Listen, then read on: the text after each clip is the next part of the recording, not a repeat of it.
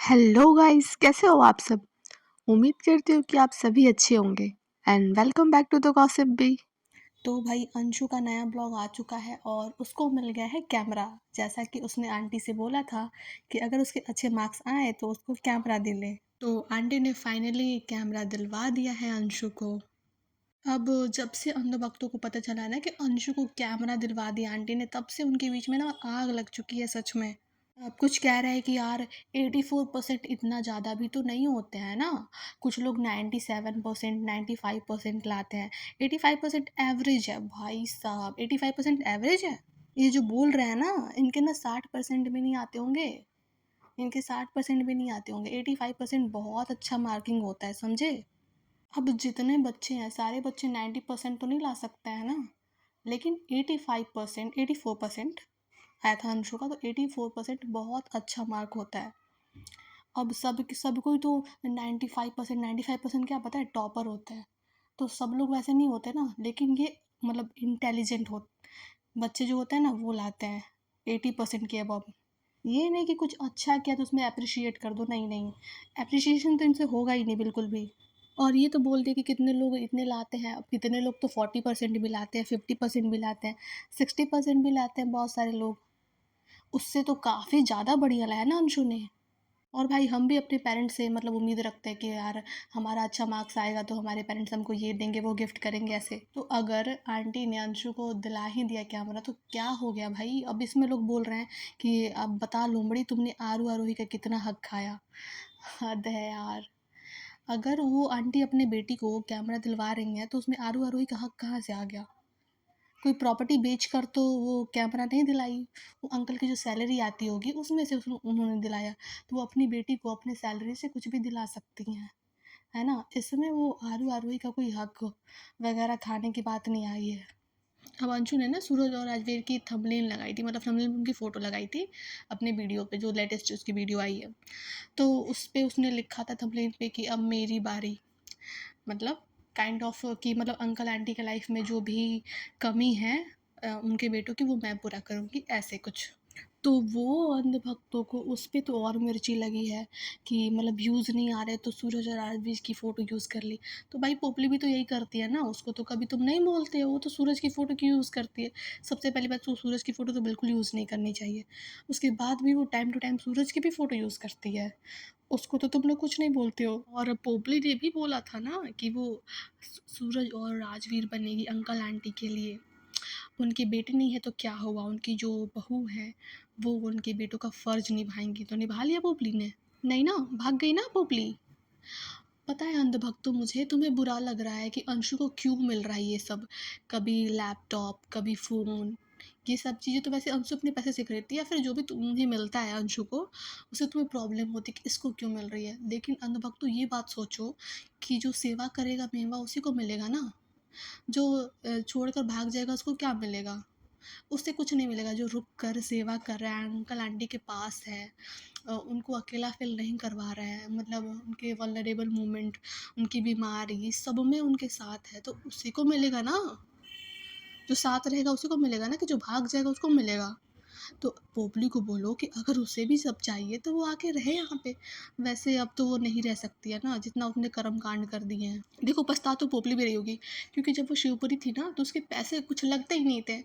Uncle ही सारा घर का जो राशन पानी जितना भी खर्च है ना, सब अंकल पूरा करते थे। आरू आरू की स्कूल की फ़ी, खैर आरू जाती थी शायद, आरू ही नहीं जाती थी।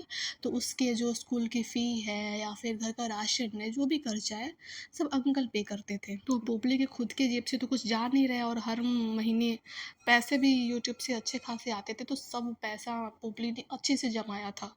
अब गई है वहाँ पे तो दाल रोटी का जो भाव है ना वो पता चल रहा है। और फिर अंशु का जो हेयर कट है ना, उससे भी बहुत लोगों को दिक्कत हो रही है कि तू नल्ली लग रही है, तू चाइनीज़ लग रही है। तो उसकी हेयर कट जैसे भी लग रही हो, लेकिन तुम्हारी मर्द कम औरत जो पोपली है ना, उससे ज़्यादा अच्छी लग रही है उसकी हेयर कट। और फिर बात आती है कि तुम पोपली की ड्रेसिंग सेंस पे आ जाते हो, बट अंशु के ड्रेसिंग सेंस पे कुछ नहीं बोलते।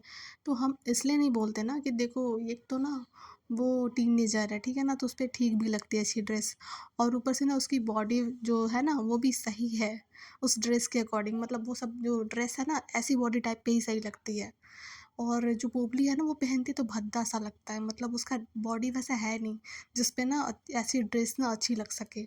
और ऊपर से ना अंशु जब मंदिर वगैरह जाती है ना तो उसको पता है कि मंदिर में जा रही हूँ तो मुझे कैसे कपड़े पहनने हैं, और मैं कहीं कहाँ जहाँ जा रही हूँ उसके अकॉर्डिंग पहनती है।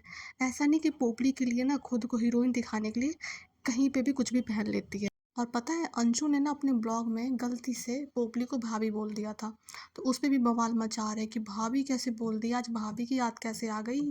और तब तो याद नहीं आ रही थी जब वाईटी पे छिछा लेदर हो रही थी भाभी की। तो भैया आप ये बात बताओ कि कुछ टाइम पहले शायद आरूही का बर्थडे था, तो अंशु ने एक शॉर्ट्स डाला था, उसमें ना पोपली ने कमेंट किया था थैंक्स बुआ करके। तो आप ये बताओ कि जब पोपली खुद अंशु का जो छिछा लेदर है पूरा वाईटी पर की इतना, उसके बाद वापस से उससे क्लोज आने की कोशिश कर रही है, रिश्ते बनाने की कोशिश कर रही है। और अंशु के वहाँ पे जब गई थी शिवपुरी तो वहाँ पे ज़बरदस्ती का हक कर रही थी, अंशु को चिपकने की कोशिश कर रही थी फालतू में, जबकि अंशु कुछ भाव भी नहीं दे रही थी उसको। उस टाइम तो तुम्हारे मुंह से नहीं निकला कि यार ये जो पोपली है ये क्यों कोशिश कर रही है। उस टाइम तो तुम उसको महान दिखाने में लगे थे ना कि देखो कितनी महान है, इतना होने के बाद भी रिश्ते सुधारने की कोशिश कर रही है। और आज अंशु ने गलती से भाभी बोल दिया, तुम लोग को इतनी मिर्ची लग गई तो क्या बोले उसको। इतने साल रही है उसके साथ तो ऑब्वियस सी बात है ना कि किसी को हम किसी नाम से पुकारते हैं बहुत सालों तक, तो हमें आदत पड़ जाती है उस इंसान को उसी नाम से पुकारने में। हालांकि रिश्ते का अब वो जो कोऑर्डिनेशन है वो बदल चुका है, वैसे रिश्ते नहीं रहे जैसे पहले थे। लेकिन अब जैसे बुलाती है बुलाएगी तो वैसे ही ना, डायरेक्ट उसका नाम लेकर बुलाए, है ना, थोड़ी बहुत तो रखनी पड़ती है यार। तुम लोग एक बात बताओ, वो भाभी नहीं बोलती तो क्या बोलती, उसका नाम लेके बोलती या फिर मेरे भैया की जो वाइफ है वो करके बोलती, तो तुम लोग और बवाल मचा देते। तुम लोग को शांति ही नहीं है, वो कुछ भी यूज़ करे, कोई वर्ड यूज़ करे, तुम लोग को शांति ही नहीं है। हम मेरे को समझ में नहीं आता कि भाभी यूज़ नहीं करेगी तो कौन सा वर्ड यूज़ करेगी, कौन सा वर्ड तुम लोग के लिए सुटेबल है बता दो ज़रा। एंड फिर बोला जाता है कि तुमको भाइयों से इतना ही प्यार है, तो जब राजवीर की बदनामी चल रही थी वाईटी पर तो तुमने कुछ स्टैंड क्यों नहीं लिया राजवीर के लिए। तो पहली बात कि उसकी बदनामी चल ही नहीं रही थी, ये जो पोपली है ना इसने गलत मिस इन्फॉर्मेशन फैलाया कि राजवीर को कहा जा रहा है कि उसका बच्चा था, ऐसे कुछ नहीं कहा था जेठानी ने, है ना, कुछ नहीं कहा था ऐसा। और अंधभक्तों के कान में पता नहीं कौन सी दिक्कत है भैया, क्या कान में चला गया समझ में नहीं आता है कि बातों को सुनते नहीं है, कुछ का कुछ बना देते हैं। राजवीर को कभी नहीं बोला था जेठानी ने कि वो जो तीसरा बच्चा था जो आरू के पैदा होने के बाद और आरोही के पैदा होने से पहले का जो बच्चा था बीच वाला, वो बच्चा राजवीर का था, ऐसा जेठानी ने कहीं नहीं बोला था। इन्होंने अपने आप से बना दिया इस बात को कि हाँ ऐसा बोला था, पर उसने ऐसा बात कहीं नहीं बोला था। अगर उसने मतलब इस बात में कोई सच्चाई है ही नहीं, जिस इंसान को तुम बोल रहे हो कि वो ये बात बोला है और वो बात उसने बोला ही नहीं है, तो फिर अंशु किस बिना पे है स्टैंड ले। और फिलहाल मैडम जी का तो ट्रिप चल रहा है नैनीताल वाला, और इतने अच्छे अच्छे कपड़े पहनने के बाद भी व्यूज़ नहीं आ रहे मैडम के। वैसे 2 ब्लॉग ऑलरेडी आ चुका है मैडम का, और उस पे भी पॉडकास्ट बनाएंगे। तो मिलते हैं आपसे नए पॉडकास्ट में, और अगर आपकी ये पॉडकास्ट अच्छी लगी हो तो प्लीज़ एक लाइक कर देना। चैनल पर नए हो तो प्लीज़ सब्सक्राइब किए बिना बिल्कुल भी मत जाना, और कमेंट में अपनी राय बताना बिल्कुल भी मत भूलना। मिलता हूँ आपसे नए वीडियो में, तब तक के लिए bye, thanks for watching and stay tuned for more gossip.